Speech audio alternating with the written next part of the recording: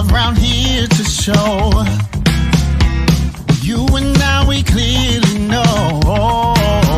Some days are high, some days are low.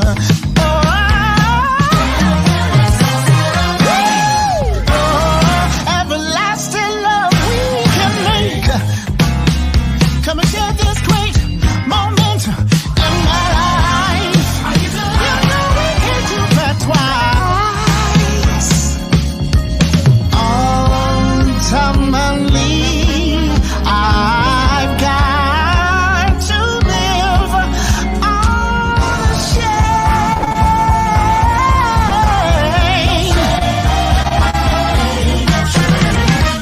Do you got it?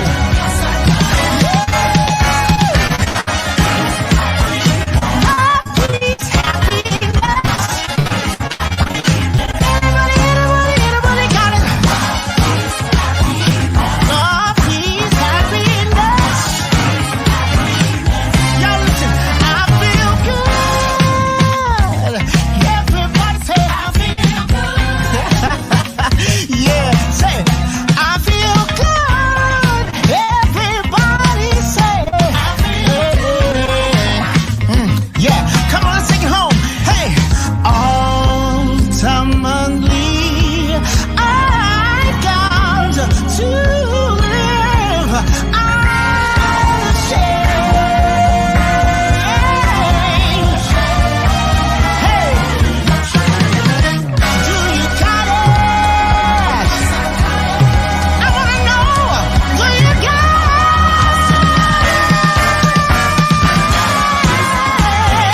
Love, peace, happiness. Love, peace, happiness. Everybody all over the world say love. Say love, peace, happiness. Oh, yeah. Say love, peace. The world can sing this, y'all. Yeah, yeah. Come on. Come on. Come on. Woo! Everybody having a good time tonight? Come on, man, y'all doing real good. We gotta get out of here, but we love you. Yeah.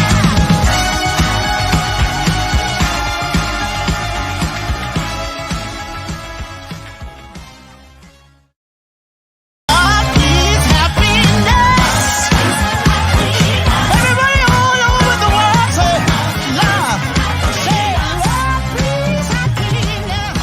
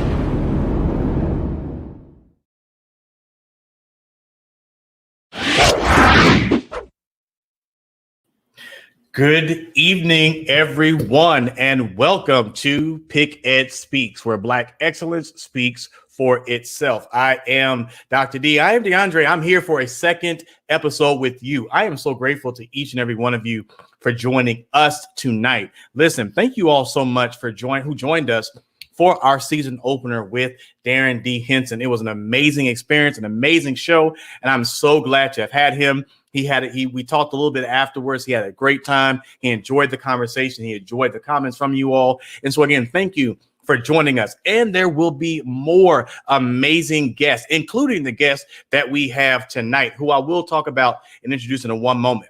I just want to take a time to, again, let you all know that we are here every Monday night at 7 o'clock. Now, you did hear some music that came on right beforehand.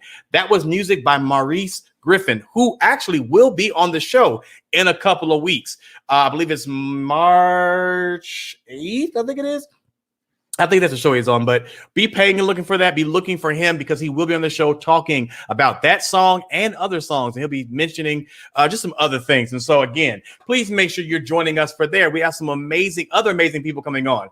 Now, I'm going to go ahead and mention this now because it's 2 weeks in advance. Now, many of you all have said over the course of these last 2 seasons, PickEd, what is it like? What was it like growing up with you? What was it like, engaging with you? Like, what was it? Who knows you best? Well, I have prayed about it. I prayed hard about it. And I've listened to many of you all. So you may want to be tuned in to the March 1st show. That's the first Monday in March. I'm inviting my baby sister on live with me. Yes, I will have my sister on with me. She's going to give you all the dirt, the details about little me. What was it like growing up with me? But also we're going to have discussions about, being a uncle dad. And many of you all who are uncles and who are in your nieces and nephew lives understand this concept of being an uncle dad, right? So we'll talk about that, and we'll talk about the necessity of being in and being present. We'll talk about, handling issues among siblings and what that actually looks like. The good, the bad, the ugly. Then, of course, at the very end, you'll find out how well do we really know each other, right? So we will do a game at the very end. So please tune in on March 1st to join me for a live with exclusive. I don't think it'll ever happen again. So you better make sure you watch it because it will probably never happen again. But you'll have my baby sister on who grew up, who I pretty much helped groom and I'm loving the young lady she turned into. And so she'll join me on March 1st. But tonight is a good night because of the fact that I have an amazing person joining me tonight. Now, not only is this person an educator, not only is this person a musician, a beautiful choral director. Not only is this individual an amazing mentor, amazing preacher and leader and activist, but I can also call him a friend. One thing about me, it's very hard for me to get to, and him too, it's very hard to get to friend status, right? It's very hard to get to friend status. And when you get us to friend status, you truly have connections and bonds for a lifetime. And it was befitting, especially in the month that we're in, as we were having discussion and talking, we were, talking about the guests and things of that nature. And he said, I'll be on. I said, duh. I don't know why I didn't even think about that. The last time I had him on, he was with a group of guys. Well, tonight he's by himself. And tonight I get to just ask him many good questions tonight about Black history, about education, and then anything that we may discuss that may roll in the conversation. We're very clear that we want to make sure that we don't bring our off the camera conversations on the camera. So we want to make sure that we're watching. But needless to say, I'm excited about this conversation. Please help me welcome my friend, my brother, my advisor, my idea bouncer offer. If that's even something, they say your rock. Please welcome to PickEd Speaks, Mr. R. Wayne Woodson. Mr. Woodson, really? Did you do that smile? Really? Like I told you, this is weird for me to be on this side of the camera. So that was you right, really. So again, I want you all to understand, we're probably going to be very silly. We're very educated individuals. We're probably going to be very silly. So please know that this is going to be fun for me because I don't get to do this often, where I get to be on this side because I've been on the other side at least 3 times for him. And he gets to ask me all these questions. And I sent him a dissertation of questions for the show today. And so it should be a good conversation. But for those people who don't know you, Mr. R. Wayne Woodson, tell them a little bit about who you are and just well, tell them a little bit about what they need to know about ROA and Woodson. That's always an interesting question. I mean, what do people need to know?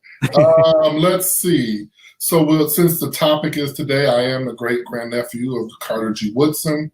That has been my legacy my whole life. I went to Morehouse. I did graduate study in the Lincoln Conservatory, and then I went to Capella. I did doctoral studies. So, I've been pretty much everywhere. I lived in Europe for a while. I decided I just packed my bags and moved to Austria. Random, but I did it. And my work centers around education, leadership. A lot of my work is with HBCUs, and then students who are preparing for college, making sure that they have the tools and things that they need to be successful. So that's me. And tonight, I want you all, those of you all who are watching, please make sure that you, again, if you don't have your friends right now who are watching, who have young people, who have, college students, or even just have students who are in high school who are prepping to go to college, get them on this show right now, because in the second half of this conversation, Arwen is going to talk about, again, we're going to talk about higher education. We're going to talk about some of those things that your young person needs to know and need to have to make sure that they are not only just successful, but well prepared to go on and what that looks like before you actually even go to that college arena. So we want to make sure you have them on there. Please make sure that they're getting a chance to listen to this conversation tonight, because I think this also is one of the, what I believe, issues that we run into sometimes, is when we have platforms that discuss and talk about our lineage, our history. We don't spend enough time taking the opportunity to put our young people before people who actually can not only just speak truth to power, but actually have common sense while doing it, right? Because we see a whole lot of stuff on TV. They take a lot of their what they believe to be history from TV.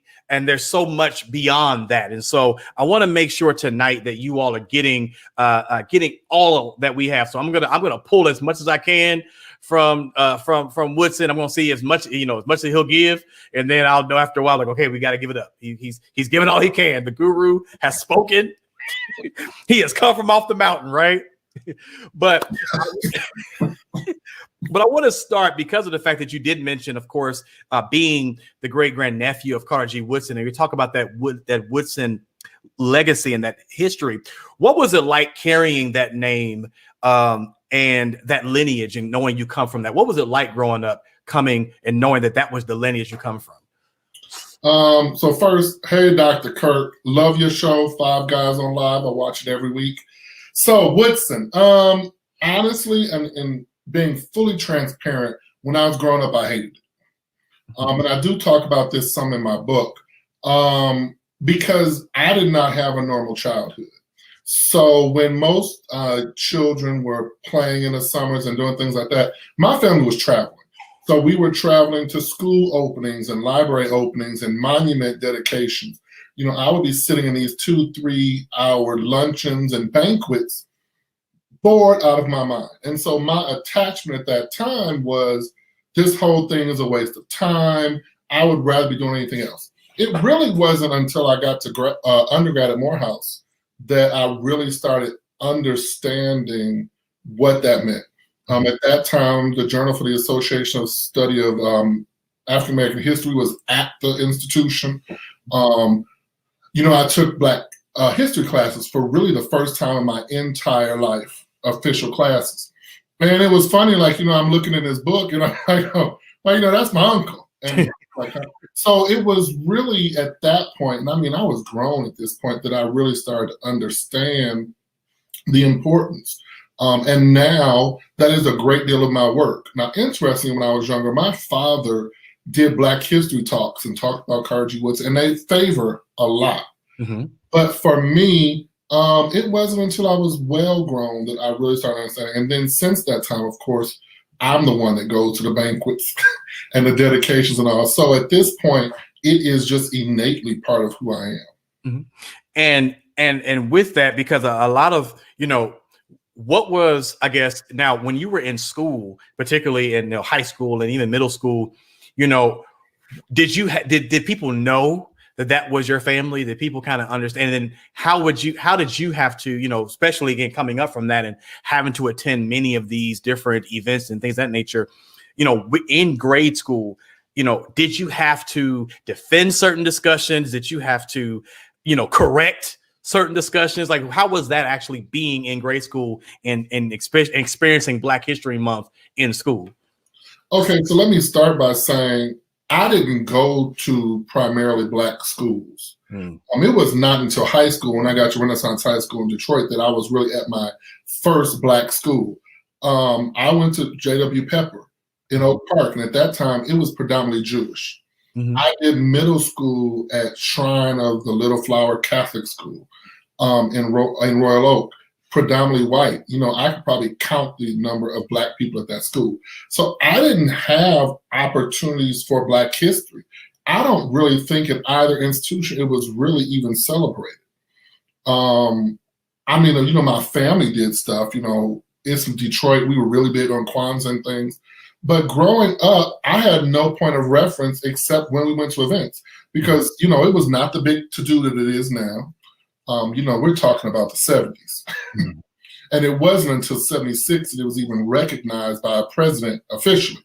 And so I didn't really have to explain. And the reality is, most people my age didn't even know who Carter G. Woodson was. So, and we still have that issue now. If I mention them now in many circles, they're like, now, if I'm in academics or adults and I mention the miseducation of the Negro, then we're like, oh, okay. But most people then and now at that age don't have any point of reference what it is. They have King and Malcolm X and Rosa Parks, but not the person who initially developed that field of study. And that's interesting you say that, because of the fact that we hear a lot we talk about this lost concept of Black history, because I think we get so caught up in that one area of Black history, right? We think about, okay, we go to Africa, and then we go to civil rights, and then we go to Obama. But they don't really talk about the people, if you will, who truly made Black history what it is, because it's not just those, and we honor and we celebrate those individuals, but it's so rare do you hear about individuals who are making contributions. And so it is kind of tiresome, if you will, when you hear that people don't really know about Carter G. Woodson. It's deep. So my next question would be to you is, if Dr. Woodson was here today, what would be his intention for Black history, and do you think he would be okay with where it is?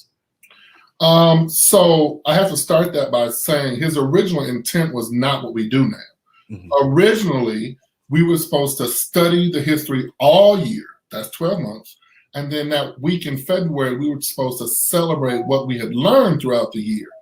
Somehow, when I guess became a federal holiday and we've done all these shifts, we have reversed the entire process. So I am sure that will be one of his areas of concern that he would really want to address, that like people say, I'm Black all year. And that was his intent, that we study our history, because the reason he started doing it in the first place is because in graduate school, when he was, and all his degrees are in history, he has a doctorate from Harvard. When he was in grad school, they were studying American history and nothing about, at that time, the Negro race. So there was nothing Black involved at all. And when he asked the professor told him, well, we're not studying that because your people haven't done anything of note. And that's what shifted his career. So I think that he would have serious concerns with the fact that we have allowed ourselves to be relegated to being Black 1 month a year. So I know that would be a concern. And, and it's so interesting that, and I hope you all caught that, because his intent wasn't to be a full year and to use that week to celebrate all of it. And I think and it's good to hear that, because I know people study it and people think about, but to hear, from, lineage, like, listen, that was not the intent. And I think people have, this, and I think that's why this concept of, again, it not being 28, but being a 365 thing. And you're actually, promoting that right now. You're actually doing work around that. Tell them a little bit about BH12. So the BH Trail Initiative is really to return Black history to what it was originally intended. So we do that through policy, we do that through workshops, meetings. We're trying to get school systems to just incorporate it into regular history. The whole thing, and the 12 represents the 12 months of the year, that we should really be looking at doing that work, that celebration, that study for 12 months a year. And so that is what that initiative does, and it's one of the primary things that I work on a daily basis, because I think that we do need to establish the fact that we are Black all year, and that's important. So one of the questions just came up. This is from one of the viewers and one of my former parents when I was an administrator, and I've had the opportunity and honor of mentoring and her sons. Her question says, so what platform do you introduce to adolescent men to introduce them to their heritage? Many strong Black men discuss all these programs, but so many are not aware of the education for a Black mind. So that's a really good question. There are really no platforms per se, but there are people doing the work. So, I have lives regularly all year that provide a lot of information. There are speakers, there are other things, but there is not really a platform. I mentor, I think now I'm at like 45 young men from across the country, because I think that that's part of that work. And I think the best way to do it is to find a mentor in the area that can provide the correct information, not just somebody who's pro-Black, but somebody that really understands the information. So, I mean, and I do that right now. It's working great because everything's virtual. So I'm on a lot of virtual workshops. I just did a workshop with a school in New Orleans a couple weeks ago. So I think that's where we start. And getting them access, like Dr. PickEd said, there are living people that are part of our history. And so everybody does not have to be somebody that is deceased. And I think the great other part about that is you have to understand that, history, we also have to be very careful about how we define history to our young people, because I think sometimes we categorize it, or we place history within this box. And we think that if it didn't happen in this, or if it wasn't in this, then it's not history. And there's so many lost historical figures that we miss, who played a major part of major events in this nation. We don't hear about, like, again, the Bayard Rustins, who was instrumental in the March on Washington, and worked heavily with Dr. King, but we don't catch those. We don't talk a lot. When we talk about dancing, we rarely hear about Alvin Ailey and his dance company, who made it possible for so many individuals. So we hear about, the Nutcrackers and all these things, but there's so many things. You all go watch, many of us go and see the Alvin Ailey Dance Company so often when we were allowed to go out there, and we see Revelations and we hear that. We have a living legend among us. We know one. We don't hear often about Uzi Brown or Wendell P. Whalum, those individuals who literally helped, Moses Hogan, who helped transform, Black music. And there's people who are still doing it. There's even young people right now who are still doing that. Go ahead. Well, even with like Cicely Tyson just passed, she did more than Miss Jane Pittman. Correct. And so unfortunately, she's not here now, but we need to really get these people before it is too late for us to get that information, because the questions I have about her are not related to her acting. Mine are her as a person. You are a Black female trying to take over Hollywood, and you did it for almost a century. That's the conversation I want to have. I don't just want to talk about your movies. Correct. I want to talk about the struggle and how you did that, and how even with the degradation that you went through in your career, you kept doing it, because people are all enamored with Cicely Tyson now, but if you ever look at anything from early, she was not treated well. Correct. And so those are the types of things, there are a lot of people that are doing amazing things in this country. Like, even when you think about like a Whoopi Goldberg, who is still living, who is, you have to ask those questions. Like, there was a while where she was able to cross over and she was the mainstream. And even though she wasn't viewed as what society classified as the pretty woman and the glorious woman, she was able to get into doors and get into areas that many Black individuals were unable to. And because of that, she has, multiple awards. When you think about Harry Belafonte, we know him for the music and everything else, but people really don't know the full activism side of that and how they were paying for individuals to get out of jail. The fact that here in Atlanta, we have so much history here. People don't know about Alonzo Herndon, who was the first Black millionaire, and his home that is here, and his house is here. There's so much walking history. And so, these are these things. And so we talk about the platform, Shelly. I think, like as Wayne was saying, I don't think it's not necessarily a platform, but there are so many people who are doing the work.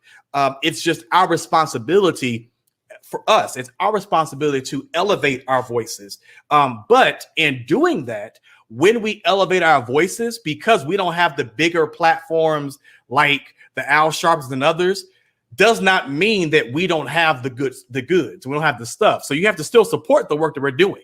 When our Wayne is going out there and he's having these conversations with his individuals, there should be, his lives should be packed. People should be running, and we have to support those methods. So I think that's the first thing that we have to do, is making sure that we're supporting methods and we're supporting each other. So, and I hope you all are taking notes. If you have questions, please make sure you're chiming in. Put the questions in the comments. We're definitely going to reach out to them. Listen, we have a quick break. We don't want to talk so much and get you all tired up. We're going to take a quick break. We will be right back after this, where we'll be back with more Pick Ed Speaks. We'll be right back. PickEd Speaks will be right back.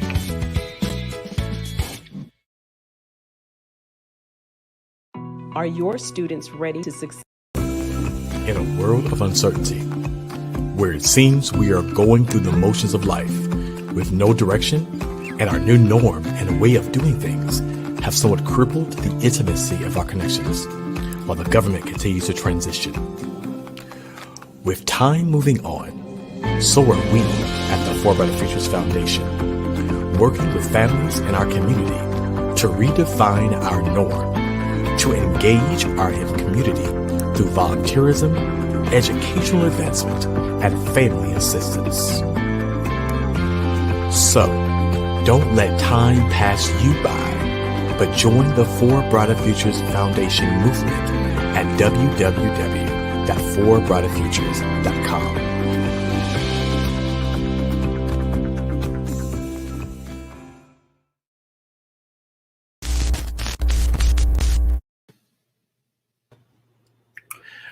All right, we are back. This thing will not come off the screen. I'm like, oh my God, it will come off the screen. So y'all have to also understand, when doing live, it may not always work in the manner in which you expect it to. So when we don't have big production studios, you have to do what you have to do.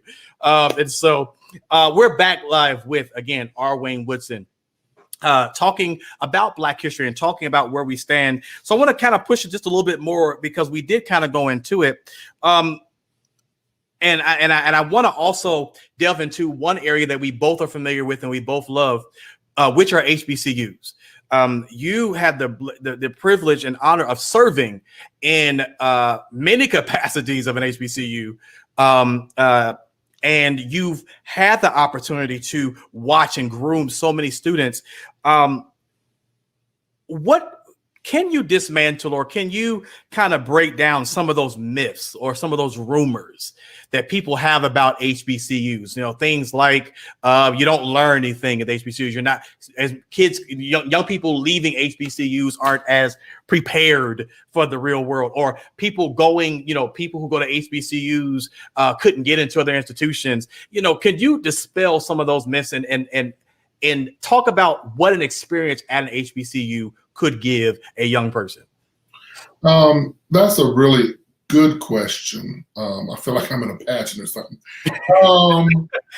So there are a lot of myths. Mm-hmm. There are a lot of misconceptions. And unfortunately, a lot of that is perpetuated by us and not other people. Mm-hmm. It's interesting to me when I speak to my Black peers or people I meet, and they're like, oh, my child will never go to an HBCU. So that concerns me, and I like to always address that. But there are a lot of things. If we really look at the fact that all HBCUs have the same opportunities for academic programs that any other institution will have. And so that is critical for us to remember. So you can study anything at an HBCU that you can at a PWI. The other thing is the faculty are just as credentialed.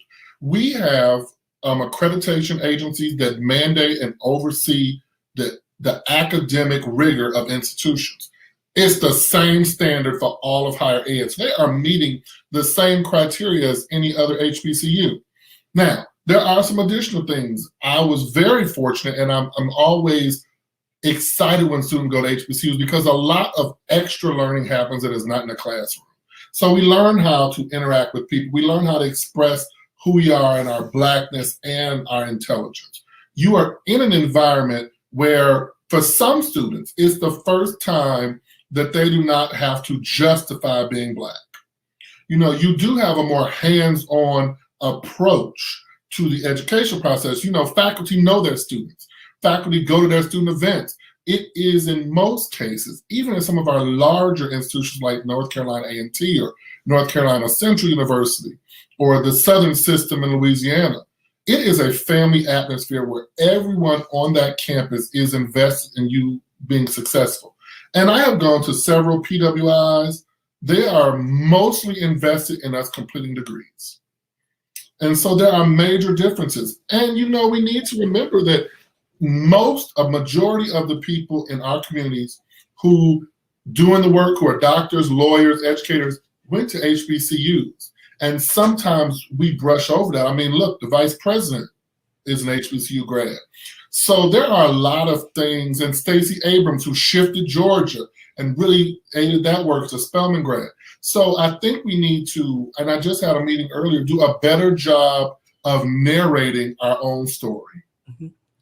And I think that, and we've talked about this. You know, I grew up predominantly in, you know, white schools. I was like one of 6 Black kids for the most part who went to my schools. Growing up in a small town in Ohio, you know, that's just the way it was. And my mother moved us in particular schools in the areas because of the fact that she wanted to make sure that we got the best education possible. But with that, it sometimes came with a price.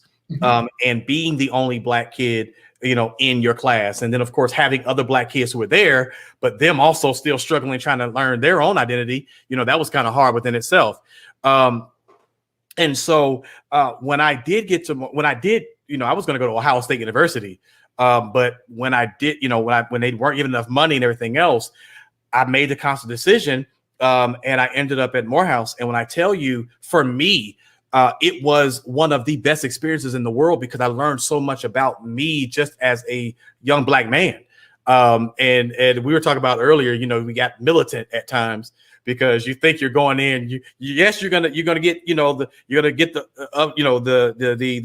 you're going to learn how to do this and do that. But you also learn, listen, you can't tell me so much about my Blackness because then I'm going to really start becoming that thing. And so, you know, I groomed and that's why it made it so important for me to, when I started teaching and started going and working in the school system, I said, I can't work anywhere but with children who look like me.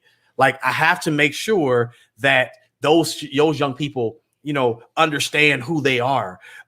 And that's why I believe it's so important. And it's interesting why people don't feel the necessity to preserve our institutions. So the 2-part question I have for you is, why is it important to preserve our HBCUs? And what did the experience of going to an HBCU do for you? It's important because we should.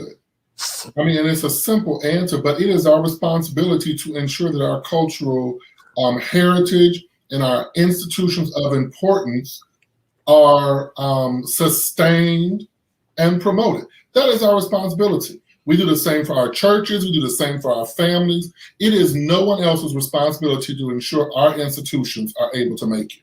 Mm-hmm. And so I get concerned often when I hear, people say they won't give to HBCUs, or even like the guest here. I get this a lot, that going to some other institution will give a better status in life. When the reality is HBCUs enroll a significantly low number of Black students. However, the graduation rates are higher than any institution in the country. So, we need to look at those things.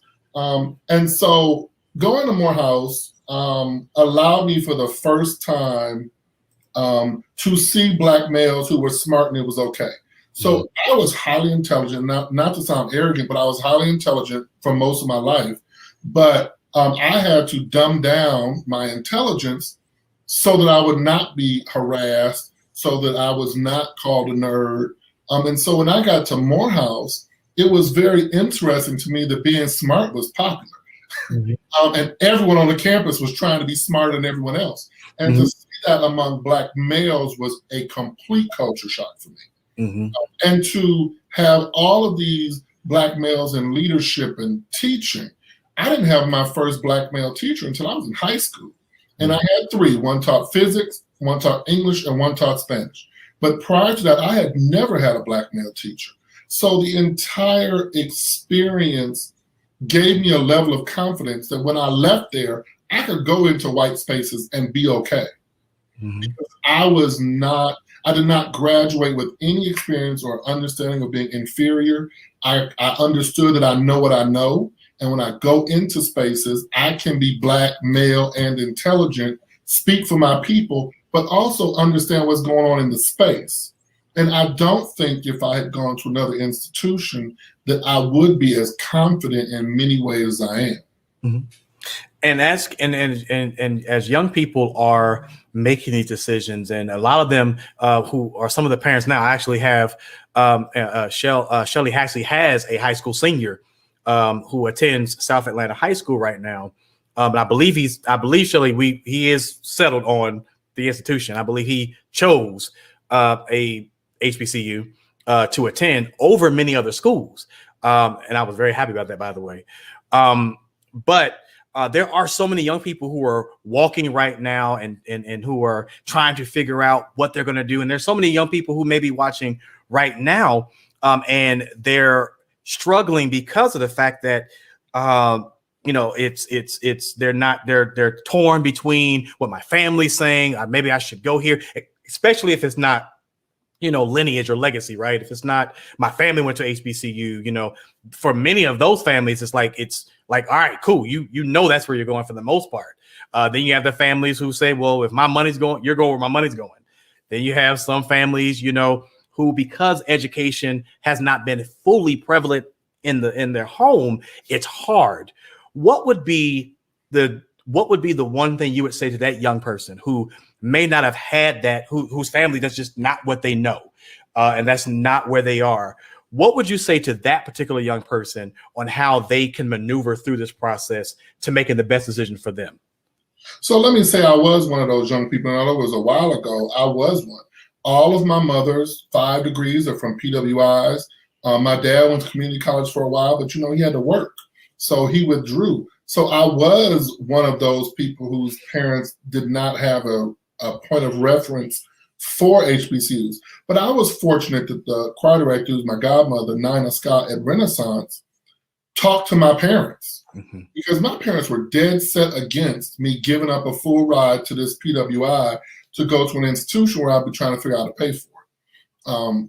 And so after the conversation with her, they allowed me to go on a Black college tour. At that time we had these tours. We didn't have all this internet stuff. So you got on that bus for a week to all these places. But I would say there are a few points. One, you need to go somewhere that you are going to be happy being. Because, one of my areas of expertise is enrollment.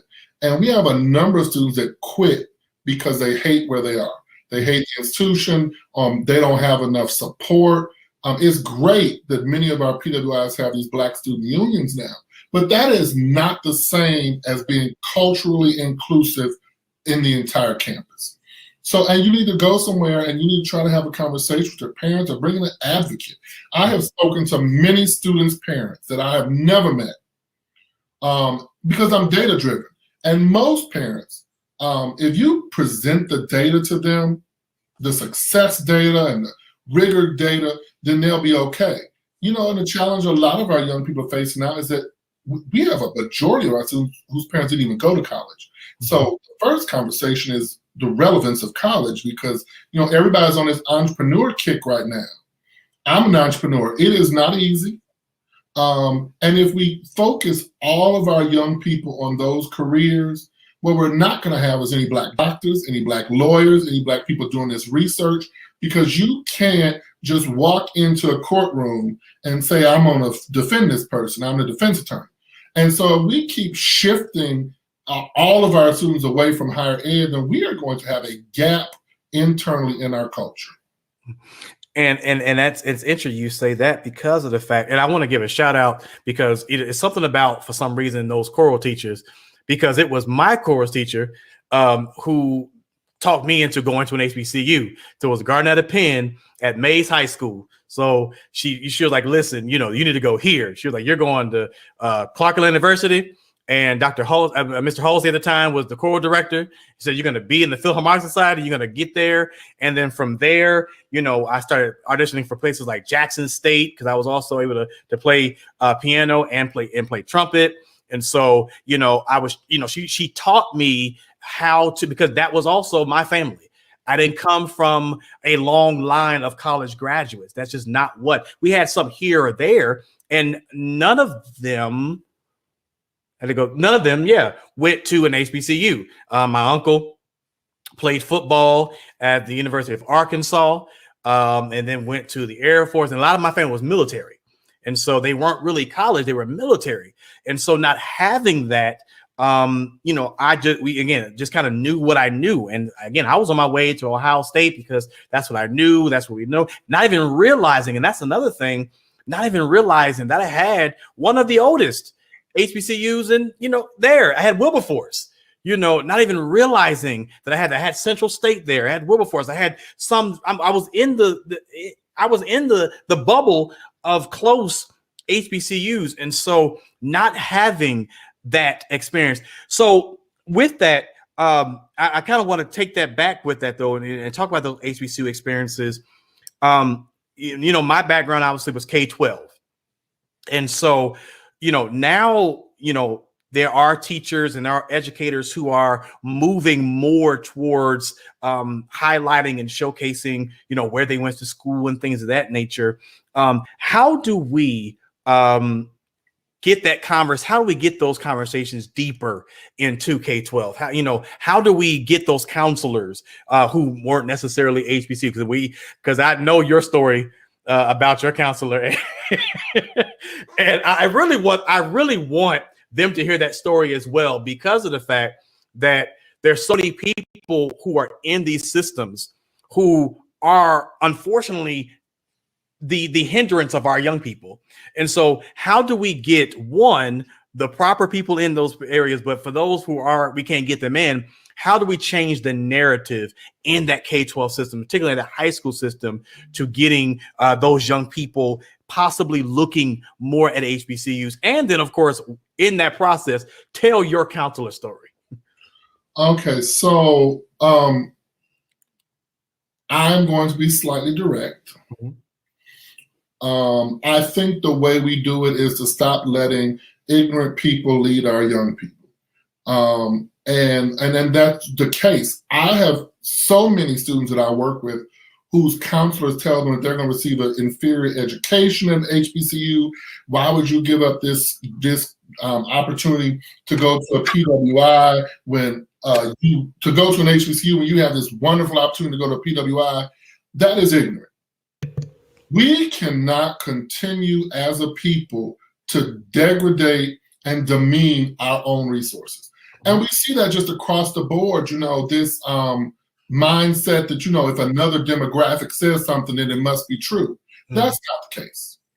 And so we have to start shifting that narrative and stop allowing people to discourage our people. I'm dealing with 2 young Black males now who went through what I went through, and I'm glad you mentioned it. With the counselor telling me I wasn't college material and I should consider trade school. And when I went through my PhD program, I got to send her a nice little letter, on my stationery with all my letters after it and my corporate logo, because she thought I would be better tuned to a technical field because I was not academic material. And I'm dealing with 2 young Black males that are similar. One is an athlete, but he doesn't want to go to college for sports. He wants to go to college to be an engineer and is an exceptional math person, but the people are trying to discourage him from doing that and going to the school he wants so that he can play football. Wonderful. And if that's what he wants to do, I will support that. You will get an education and you can be an athlete. But that's not what he wants to do. And so I think that we need to, as a community, and that parents need to get more involved, and the people in the community who are engaged and interact with these schools to stop some of these ignorant people from discouraging our young people. And it's not just males. There are a lot of young Black girls who are told that they should not study certain things because of their gender. That is ignorance. And I think we just need to stop allowing these ignorant, unqualified people in these spaces to lead the next generation. And, yeah, exactly. and it's so sad that, we have that because, you run into, unfortunately, for many young people, the school is that haven to get away from the negativity and the ignorance that's possibly going on at home, and the beat down and the turmoil at home. And then you get to an institution where you believe it's supposed to be your safe haven, and those same individuals are telling you, you're not going to be, and you can't do, and that becomes an issue. I want to answer this question before we go to another break, so you can all learn a little bit more about the Woodson and Associates. But I want to ask this question right here, where it says, how does a single mom continue with the support when peer pressure and media are stronger in voice? Okay, so I'm not trying to be sexist. Males listen to males, and that's just the nature of it. When we get to a certain age, there's all this data that says by 8th grade, we have decided what we're going to do. And so that's why I think it's so important for our Black males who are doing things successfully to help our single mothers by steering some of these boys, because peer pressure is no joke. And we discount it, but we have students committing suicide because of peer pressure now with this bullying and cyberbullying. And so I think what we need to do as a community is help our mothers. Now, that's not go take over the raising of their children, and unfortunately that happens too often. But to provide the support, I mentor, like I said, 45 young men, and they are not all here in Atlanta. I work with their parents to make sure they're on target, and we are collectively ensuring these young people's success. But I don't think as Black males we do a good job. We want to tell people how to raise their children, and that's not really effective because you wouldn't let anybody come in your house and do that. But we can collectively work. There are programs for young males. I am so excited. So many of our HBCUs now have these Call Me Mr. programs and also work with high schoolers.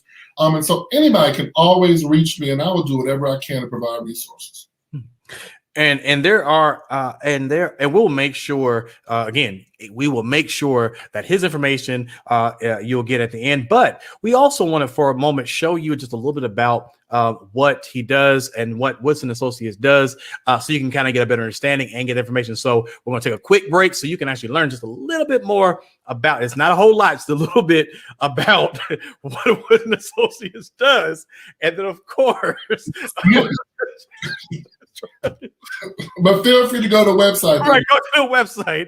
But it's just enough information for you to wet your palate so that you can find out about Woodson Associates. We'll be right back after this. We're currently live on PickEd Speaks. We'll be right back. PickEd Speaks. We'll be right back.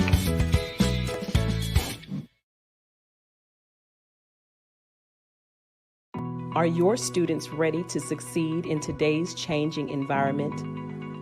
The necessity for innovative educational consulting is here, and Woodson and Associates, we're ready to help. You can provide state-of-the-art diversity and educational leadership. Your students will always have the resources needed to succeed with Woodson and Associates.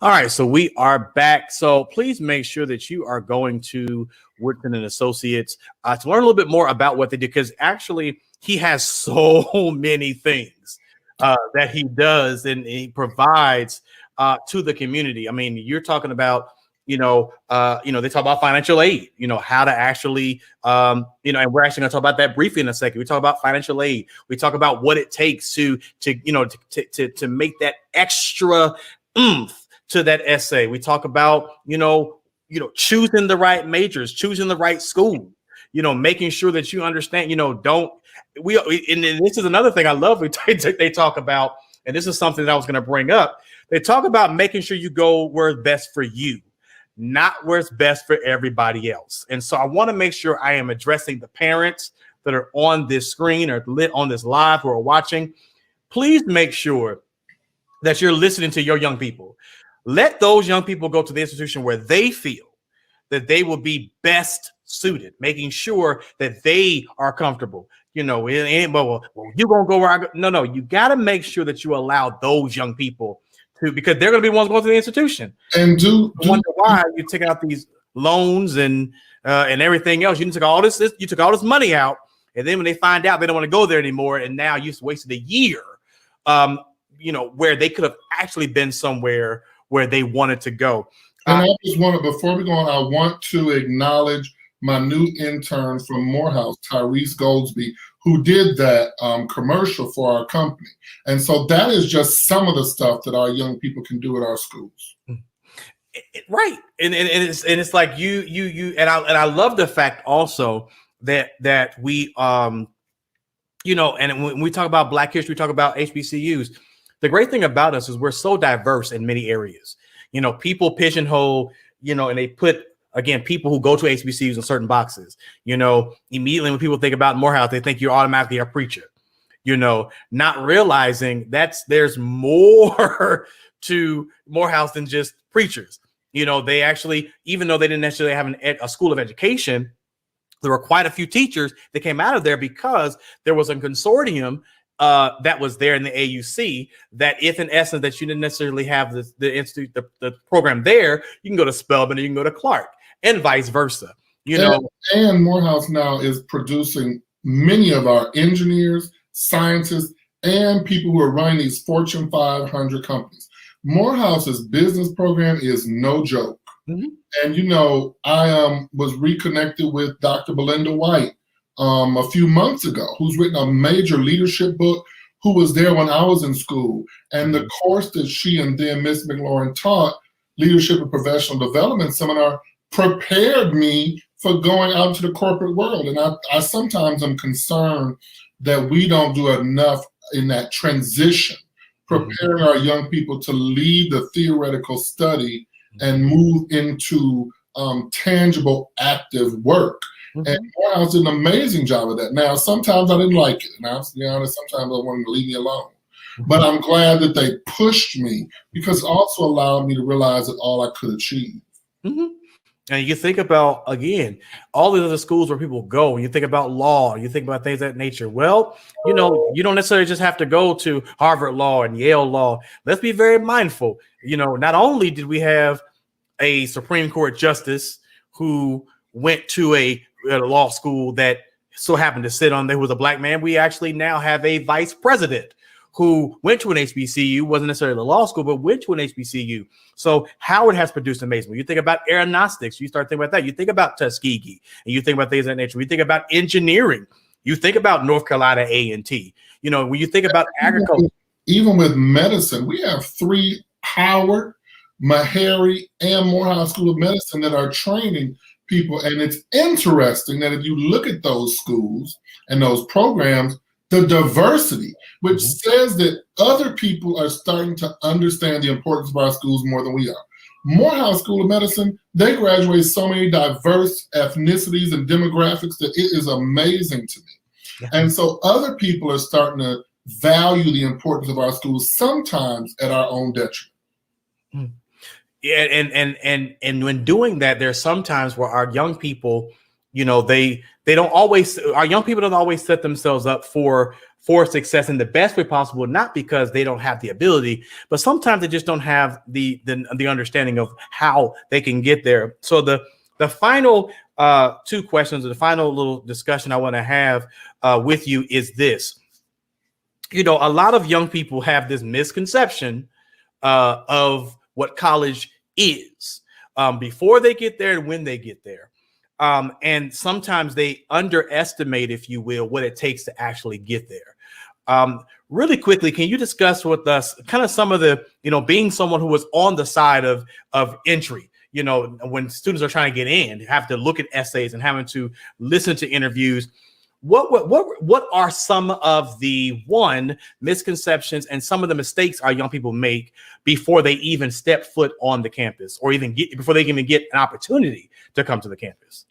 Well, the major one is preparing and starting too late. You should not be preparing and starting to go to your college process in your senior year. It's really too late. I suggest people start thinking about that in their sophomore year, definitely in their junior year. Money at institutions is given out early.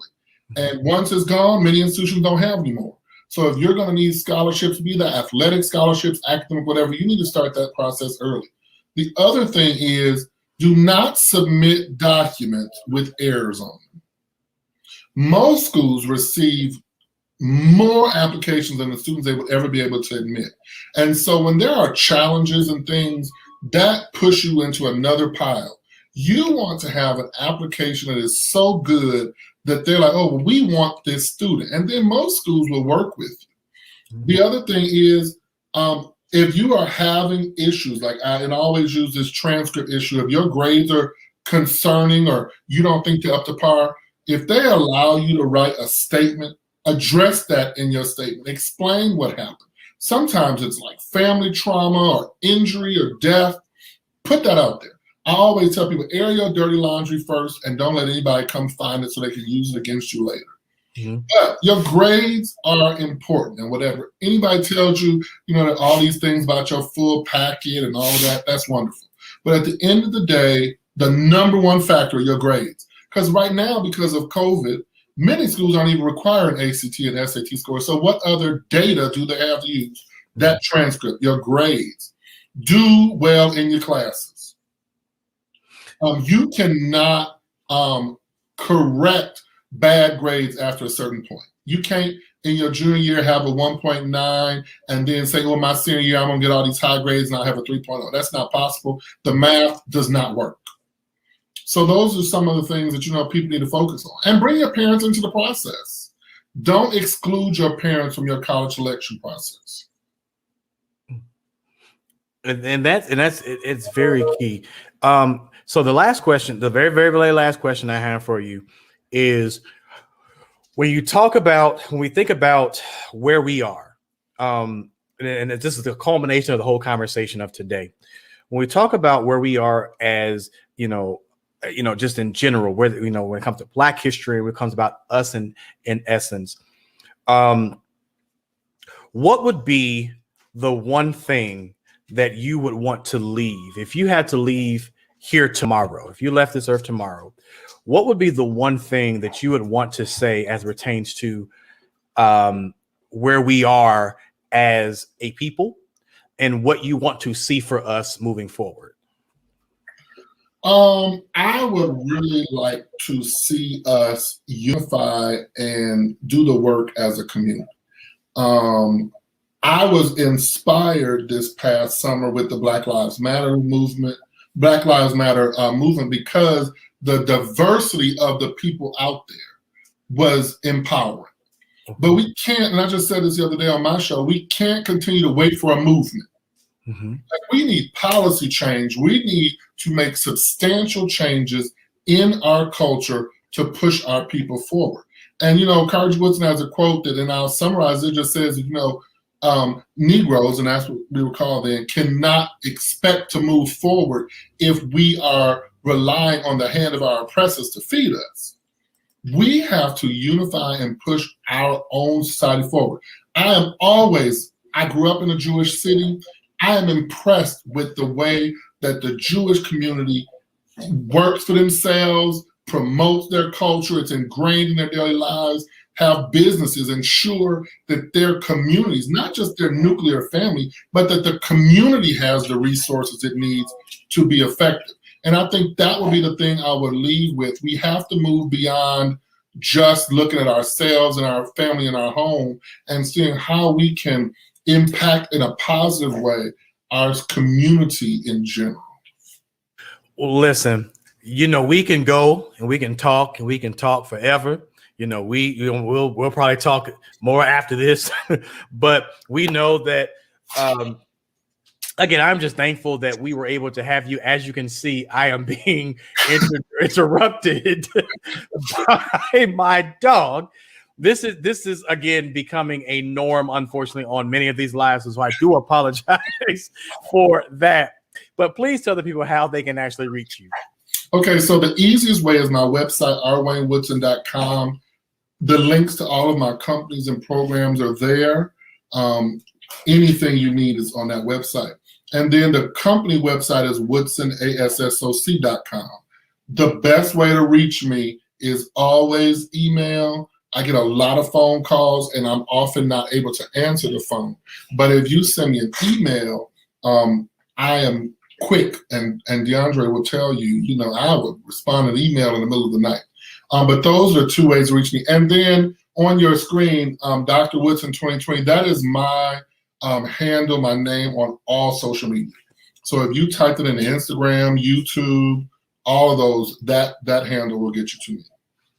And please make sure that you're following us on all of our social media outlets under PickEd Speaks Live. That we're on Instagram, we're on Facebook, we're now on LinkedIn. So we're being watched via live on LinkedIn right now. So thank you all so much. You can also follow me on all of my platforms, including the website, which is the same as the handle, I am Dr. PickEd. You can go to www.iamdrpickett.com. If for any reason you would like to join us right here on PickEd Speaks, or you would like to actually be a sponsor, or even like to have your business or your products advertised, you can actually do that right there. Scroll to the bottom of the screen at inspire@iamdrpickett.com. Again, inspire@iamdrpickett.com. Listen, I have enjoyed you, sir. Thank you so much for being with us. Anything for you, and everybody can't say that. Say it again.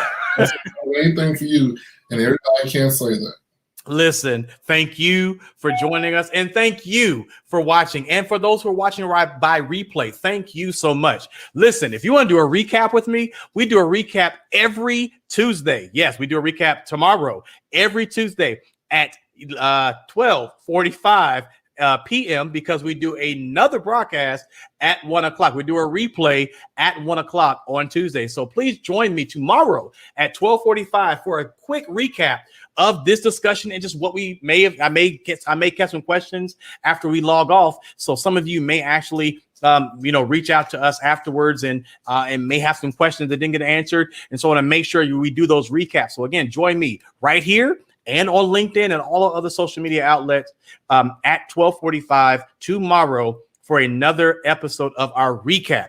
Join us next week as we begin our series of what we do on fourth Mondays. We'll have what we call as a man, as a woman thinketh. So you'll be introduced to our new panel. Will be a new panel of individuals every fourth Monday to join me to discuss just topics that happen over the course of the month, or just things that are going on in our country, or just things we want to talk about. And you'll hear from a men perspective and a women perspective. We did this somewhat last season, and now it's going to be a regular staple on fourth Monday. So please join us.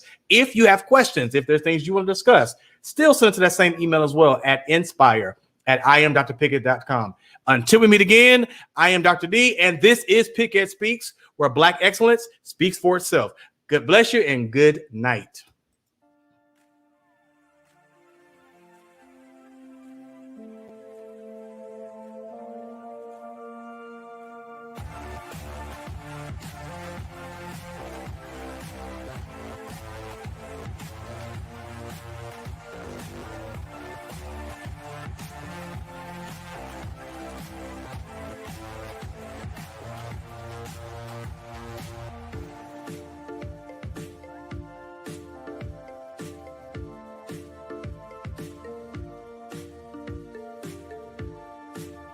Thank you for watching PickEd Speaks, where Black excellence speaks for itself.